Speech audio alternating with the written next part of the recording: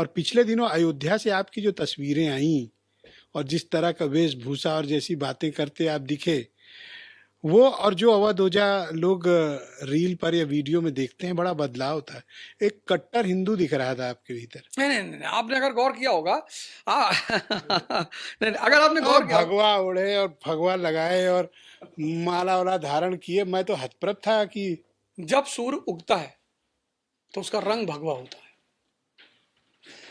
अंधकार के बाद जो पहली रोशनी की चलक उठती है वो भगवा होती है। भगवा बड़ा प्यारा रंग है। भगवा किसी पार्टी का नहीं है, किसी धर्म का नहीं, किसी जाति का नहीं है।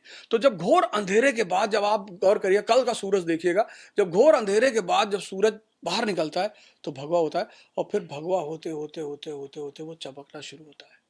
तो भगवा मतलब परिवर्तन की शुरुआत। कि ये आपके परिवर्तन की शुरुआत है, हमारे भी और इस देश के लोगों के भी और सबके परिवर्तन की। क्योंकि सबको मैं कहता हूं कि आप सब भगवान राम से, आप क्यों, आपका भगवान राम से क्या, आप श्री और प्रभु वाला फॉर्मूला सीख लीजिए। अगर आपका जिंदगी किसी, भाई आप बताइए, जब किसी को हार्ट की प्रॉब्लम होती है तो वो देखता है कि डॉक्टर मेरी जाति का है? नहीं देखता। जब कोई आईएएस की तैयारी करने जाता है तो वो देखता है डॉक्टर मेरे धर्म, टीचर मेरे धर्म का? नहीं देखता। तो आप क्यों देख रहे हैं? जो आदमी आपके जीवन को बदलने की क्षमता रखता है, उसके पास सूत्र है, आप ले लीजिए, बदल लीजिए, फिर उसको थैंक यू बोल दीजिएगा। यही चुनाव लड़ने के लिए तो भगवा नहीं। नहीं नहीं नहीं नहीं, चुनाव लड़ने आप ही के चैनल पे पहना था, बाकी तो कहीं पहना। कई जगह दिखे मैं।